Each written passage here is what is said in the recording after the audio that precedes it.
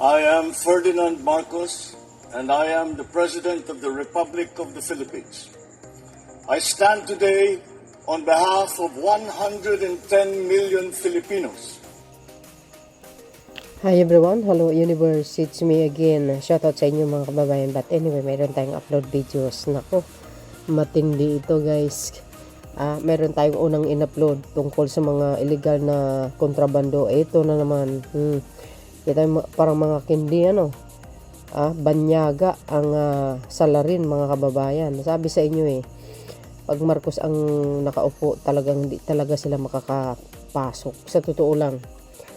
Ayan, nuko, kaya minsan inisip ko, what if hindi si PBBM ang pangulo? Ano kaya mangyayari sa bansa? Kasi sa totoo lang mga panahon na yun, sabi nila malinis, no? Wala takot yung mga adik do sa dating pangulo. Doon po kayo nagkamali kasi nag-ooperate sila ng palihim. Totoo po yun. Oo.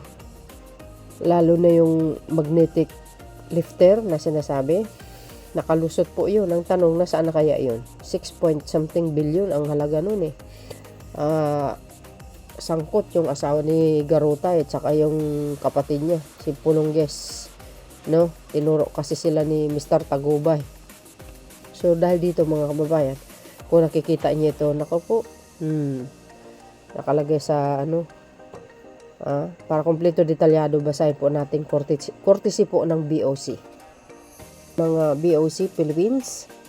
Ayan, BOC NAIA Intercept 114.5 million. Oy, nako. Bawal na gamot kontrabando. Misdeclared as malachite stone. Talagulong, grabe. Hindi ko binasa yung pangalan guys kasi nga masila nitong yung si YouTube. Sa totoo lang, ayaw niya ngang halos ayaw niyang i-spread guys, basta wala lang, limitado masyado. The Bureau of Customs Ninoy Aquino Intercept International Import BOC NAIA in coordination with the Philippines Drug Enforcement Agency PDEA and NAIA Agency Drug Interdiction Task Group. Ayan. Tapos sabi pa dito guys, intercepted package containing suspected illegal na kontrabando with the estimated standard value of 114,566,6,400 on January 8, 2026. So, kahapon lang yun nilabas The shipment declared as a malachite, ayan, stone and originating from Congo, was flagged during X-ray inspection. After exhibiting suspicious image, it was subsequently subjected, ayan, to the verification of 100% physical examination. The examination uncovered 4 boxes containing suspected na bawal na gamot. Ayan natindi, grabe. For ilan? Verification 100% physical examination uncovered the 4 boxes containing suspected na illegal na kontrabando. Ayan, weight yan, 4,320 grams, 3,622,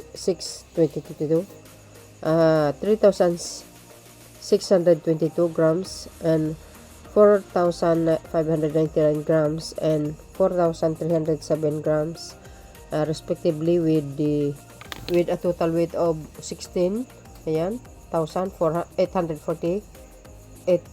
grams. Laki mga beso. Ano po ang kapalagayan nyo? Matindi itong mga tao na ito. This operation was carried out in the line with the President Ferdinand Marcos Jr. directive to intensify border protection and prevent the entry of illegal na kontrabando into the country, underscoring the government whole of the nation approach to combating transitional crime.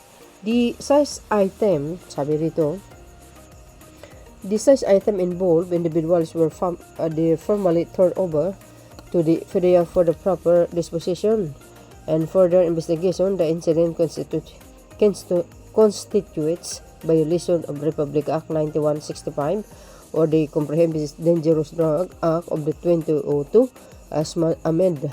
Ayan.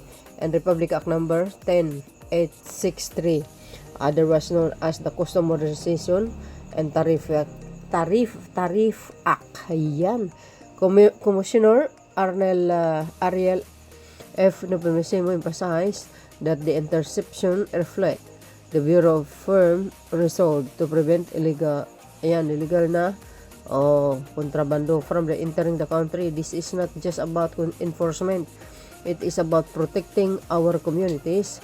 The Bureau of Customs will remain relentless in screening, inspecting, and stopping illegal na gawain, ayan, na kontrabando at our borders, the Commissioner said. Oh, kung nakaraan nakalusot kayo, pues ngayon hindi na. Bantay sa lakayan, bes. DBOC na iya, District Collector Attorney Yasmin Omapa underscored the importance of vigilance and interagency agay coordination, stating the result highlights the value of strict risk profiling and close coordinating among the enforcement units and partner agencies. Our personnel remain alert and ready to act on of any shipment that poses a threat to public safety. Oh, ayan. Ay, nako, tamad sila magtatrabaho. Gusto nila mabilis na na trabaho na kung saan nalalagay ka naman sa alanganin pag nahuli ka. Tulad dito. Gusto nila yung trabaho madali lang. Nako po. Sabi pa dito mga kababayan, okay, BOC na iya, District Collector, ayan. Inulit lang. O ayan, the BOC continues to strengthen, ayan, its border control measures, reaffirming its commitment to safeguard the integrity of the country. Borders are protecting the Filipino. Oo, ito naman yun. Diba? Tingnan nyo yan, sa buong mundo, kilalang kilala tayo. Kahit pa paano guys, kumaganda naman talaga ang ekonomiya ng bansa. But anyway, mga kababayan, ayan Congo. Yan. Kulong kayo ngayon. Ang niyan, ang bigat niyan. Yung yung ilang gramo na nakukulong ka, yan pa kaya sa laki ng bigat niyan. Ay, nako. Wala sigurong hanap buhay sila doon, guys. Kaya minsan, isa din sa mahirap na bansa yan, no? Yung Congo na yan. But anyway, guys, ano po ang kapalagayan nyo? Hindi ko na ipakita sa inyo yung mga litrato. Medyo masilan sa YouTube kasi. Kaya binasa ko lang sa inyo. Pinakita ko sa inyo yung kulay green.